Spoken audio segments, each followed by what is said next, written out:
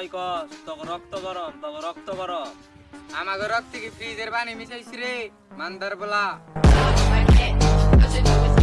أنا ذو الثدي আমার মায়া জানে রে কলিজারে তাহার লাইগা পরাণ কান্দে রে